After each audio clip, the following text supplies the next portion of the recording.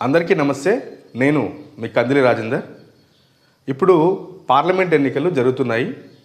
ఈ క్రమంలో జరిగే సభలు సమావేశాల సందర్భంగా ఒక పార్టీ నేత ఇంకో పార్టీ వాళ్ళపైన ప్రతి సవాళ్ళు విసురుకుంటున్నారు. నేతల మధ్య ఛాలెంజ్లు నడుస్తున్నాయి. మొన్న రేవంత్ రెడ్డి సమక్షంలో భువనగిరిలో కార్నర్ మీటింగ్ జరిగింది. అక్కడ నామినేషన్ సందర్భంగా అక్కడ మంత్రి కోమటిరెడ్డి వెంకరెడ్డి మాట్లాడుతూ, మనకు ఇతర పార్టీలతోని పోటీ లేదు, మన పార్టీలోనే ఏ అభ్యర్థికి ఎంత మెజార్టీ వస్తుందని మాత్రమే మనం పోటీ ఉంది. కాబట్టి నేను నల్గొండ నుంచి 5 లక్షల మెజార్టీతోని కాంగ్రెస్ అభ్యర్థిని గెలిపిస్తా, భువనగిరిలో కూడా మీరు ఎక్కువ మెజార్టీ తెచ్చుకోవడానికి ప్రయత్నం చేయండి అంటూ ఆయన చెప్పారు. సరిగ్గా 2019 పార్లమెంట్ ఎన్నికల్లో కూడా కేటీఆర్ ఇట్లాంటి సవాలే విసిరిండు.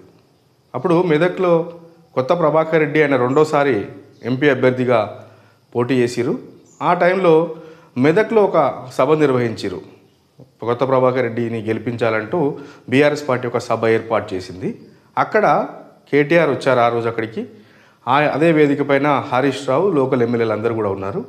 ఆయన కేటీఆర్ మాట్లాడుకుంటూ, మనకు వేరే పార్టీలతోని పోటీ లేదు, కాంగ్రెస్ బీజేపీ మనకు పోటీ కానే కాదు, మనలో మనకే పోటీ, వరంగల్కి మెదక్కు పోటీ, మెదక్కు కరీంనగర్ పోటీ అంటూ మాట్లాడుతూ ఆయన సరదాగా ఒక సవాల్ ఆయన చేసిరు.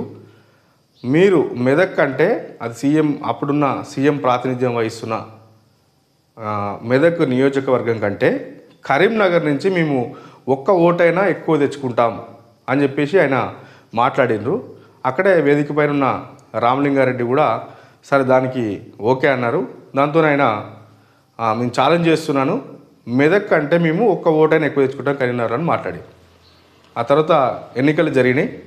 ఎన్నికలు జరిగిన తర్వాత ఫలితం వాళ్ళకి వ్యతిరేకంగా వచ్చింది. ఎందుకంటే ఆ రోజున్న పరిస్థితులలో బీఆర్ఎస్ పార్టీ 88 సీట్లలో అసెంబ్లీ సీట్లలో ఎమ్మెల్యేలు గెలిచిరు. సారు కారు 16 అనే నినాదంతో వాళ్ళు పార్లమెంట్ ఎన్నికలు పోయారు. కానీ మొత్తం 17 సీట్లు ఉంటే కేవలం 9 సీట్లతోనే టీఆర్ఎస్ సరిపెట్టుకోవాల్సి వచ్చింది. 4 సీట్లలో బీజేపీ, 3 చోట్ల కాంగ్రెస్, 1 చోట ఎంఐఎం గెలిచారు.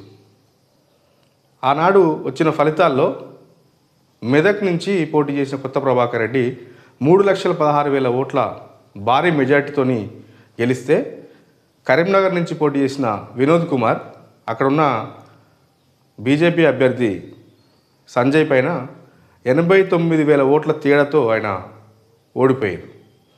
ఇప్పుడు కూడా సేమ్ అట్లనే కాంగ్రెస్ వాళ్ళు కూడా వేరే వాళ్ళతో పోటీ లేదు, మనలో మనకే పోటీ అంటున్నారు.